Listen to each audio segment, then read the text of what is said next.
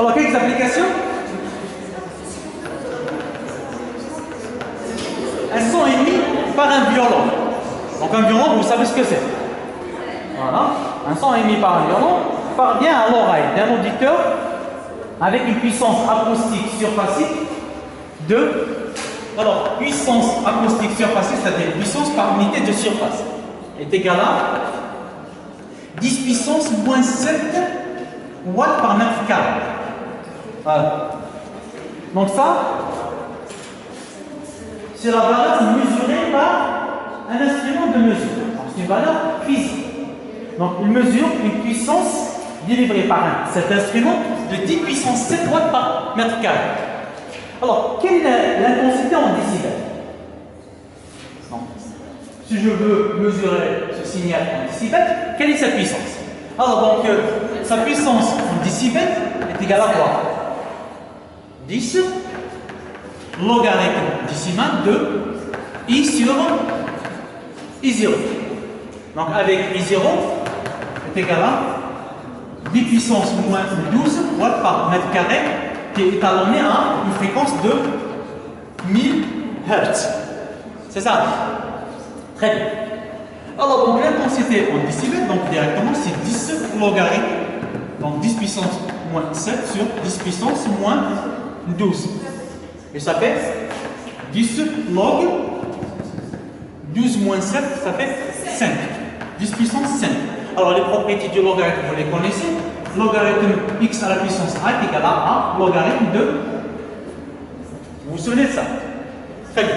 Donc est égal à 10 fois 5 fois logarithme de 10. Donc sachant que logarithme décimal de 10 est égal à 1. Donc ça fait 50 décibels. Voilà. Donc le son qui est émis de 10 puissance watts par mètre carré possède une intensité en décibels de 50 décibels. Très bien. Le deuxième point. Maintenant, j'associe 10 violons à la fois. J'entends le son qui est joué par 10 violons à la fois. Donc logiquement, l'intensité et une grandeur scalaire s'ajoute. Donc l'intensité qui est mesurée, elle est de combien? Elle est de combien? Donc I est égal à, donc 10 violons, donc I pour 10 violons, donc vous avez 10 en décibels est égal à, donc 50 fois 10. Non, Achoura. Le décibel, ce n'est pas une échelle linéaire. Je vous l'ai dit hier. Le logarithme de A plus B n'égale pas le logarithme de A plus logarithme de B. Donc vous connaissez cette règle. Alors, log A plus B n'est pas égal à log A plus log B. Alors, on ne peut pas additionner les décibels entre eux. Donc, je ne peux pas faire x10. Alors, donc, pour retrouver l'intensité, donc je vais revenir à l'échelle linéaire. L'échelle linéaire, c'est quoi? C'est l'intensité en watts par mètre carré. Donc l'intensité. Pardon? Pardon? La résultat. 1 million. Comment ça, 1 million? Oui. Non. 10 puissance moins 7. Donc l'intensité du son qui est délivré par ces 10 instruments, donc ça va être égal à 10 fois 10 puissance moins 7. Donc ça va faire 10 puissance moins 6 watts par mètre carré. Donc je vais revenir à l'origine, à l'échelle linéaire, pour que je puisse faire la somme. Très bien. Donc intensité, je rappelle ça écrit, intensité en décibels est égale à 10 logarithme de 10 puissance moins 6 sur 10 puissance moins 12. Ça fait 10 puissance logarithme, donc 10 puissance 6. Et ça fait 6 fois 10 log 10, ça fait 60 décibels. Donc ce n'est pas 500 décibels, c'est 60 décibels. Donc un son 10 fois plus important, donc je passe de 50 à Ça, c'est à peu près comme l'échelle de Richter. Vous la connaissez. Pour la mesure de l'intensité d'un séisme. Qu'est-ce que c'est une échelle logarithmique. Donc, un séisme de 7 est 10 fois plus important qu'un séisme de 5. Un séisme de 8 est 100 fois plus important qu'un séisme de 6. Oui, c'est une échelle logarithmique. Voilà. Donc, je passe à la deuxième application.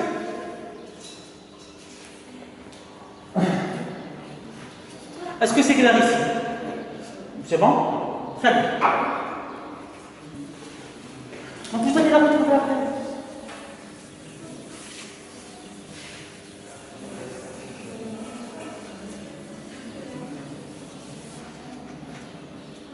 Deux instruments de musique sont joués ensemble. D'accord. L'un délivre une puissance de 60 décibels, en I1 est égal à 60 décibels. Le deuxième est égal à 40 décibels. Alors, quelle est l'intensité du son I1? Cultivé, on ne va pas faire 60, donc je ne vais pas faire 60 plus 40, le fait que c'est une échelle logarithmique.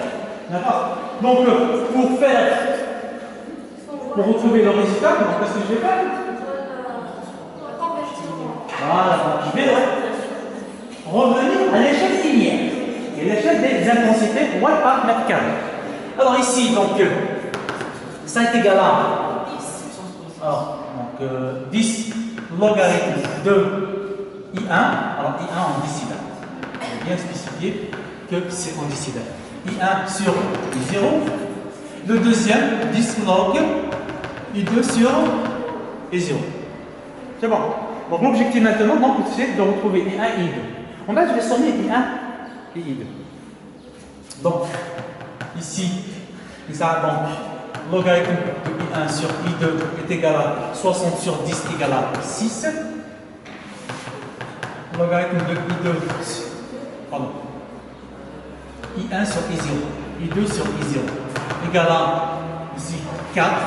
Donc ce qui donne I1 sur I0 est égal à 10 puissance 6. Voilà. Ça, I2 sur I0 est égal à 10 puissance 4. Très bien. Maintenant, c'est gagné I1 est égal à 10 puissance 6 fois I0 qui est 10 puissance moins 12. Donc c'est 10 puissance moins 6. I1 est égal à 10 puissance moins 6 watts par mètre carré. I2 est égal à 10 puissance. Alors, 10 puissance 4 fois 10 puissance moins 12. Ça fait 10 puissance moins 8. Donc 10 puissance moins 8 watts par mètre carré. Donc l'intensité réelle physique est égale à I est égal à I1 plus I2 est égal à 10 puissance moins 6 plus 10 puissance moins 8. Maintenant, l'intensité entendue en décibels est égale à 10 logarithme de 10 puissance moins 6 plus 10 puissance moins 8 divisé par 10 puissance moins 12 et 0. D'accord? Alors, calcul fait, on trouve 60,04 décibels. Voilà. Donc le son, elle est beaucoup plus proche de l'instrument le plus intense. Hein. Donc l'instrument de 60 décibels est 100 fois plus fort que l'instrument. On le voit très très bien ici. L'un c'est 10 puissance. Alors, oui, le résultat. Voilà. Entre I1 et I2. Donc il y a un facteur de 100. Vous voyez? Donc le premier instrument est 100 fois plus intense que le deuxième instrument. D'accord? Et bien évidemment, donc c'est le plus fort qui l'emporte dans le résultat. Troisième application concernant les impédances.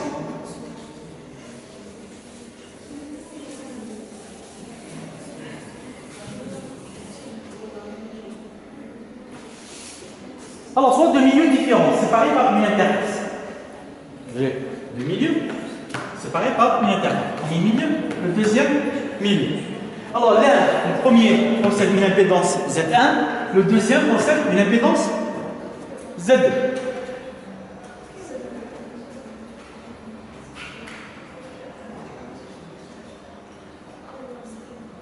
Alors, donc, calculer le coefficient de réflexion et le coefficient de transmission de cet ordre qui se propage au premier milieu vers le deuxième milieu.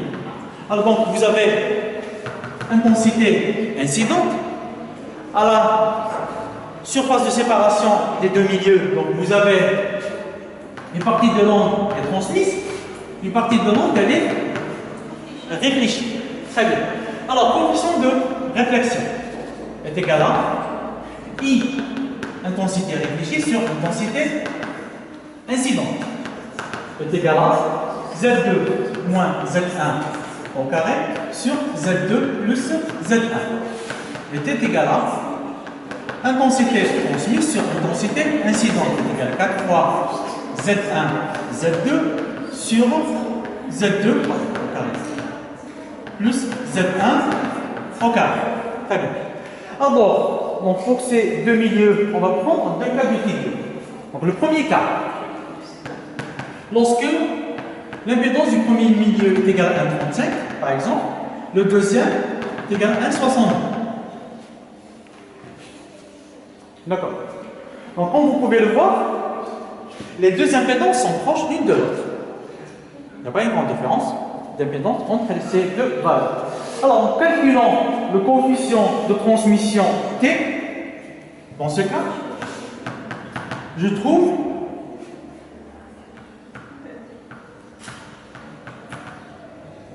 la chose suivante. Coefficient T est égal à ça. Bien évidemment, R est égal à 1 moins 1. Vous allez trouver. Mais à l'Est, 99,17% pour le coefficient de transmission. Pratiquement toute l'onde, elle est transmise. Une toute petite partie qui est réfléchie. Pourquoi? Parce que les impédances sont proches l'une de l'autre. Deuxième cas de figure qu'on va traiter, donc Z1 est égal à 1,35. L'impédance du second milieu, on va prendre 15. 1,35, deuxième milieu possède une impédance de 15. Donc on va voir maintenant le coefficient de transmission pour combien?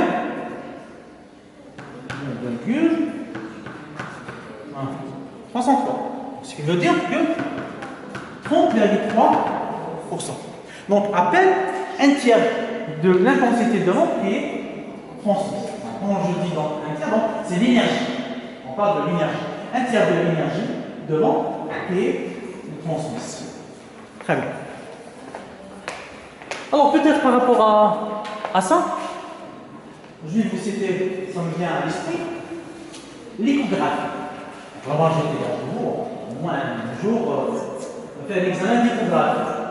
Alors, le radiologue, au moment où il va poser la sonde sur votre peau, d'accord, qu'est-ce qu'il fait? Regarde. Un jet. Voilà. Un jet, qu'est-ce qu'il fait? Il élimine la couche d'air qui est entre la sonde et la peau pour qu'il y ait une meilleure adaptation d'impédance. Donc, je vais venir, c'est un adaptateur d'impédance. Vous voyez? Donc, s'il ne met pas de jet, on n'observera rien sur elle.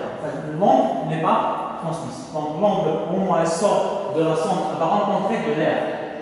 Voilà. On met de l'air vers la peau. Il y a une grande différence d'impédance. Tout le monde sera réfléchi. On ne va pas être transmise vers les autres. Donc le jet fait office d'adaptateur d'impédance. Donc je termine ce cours.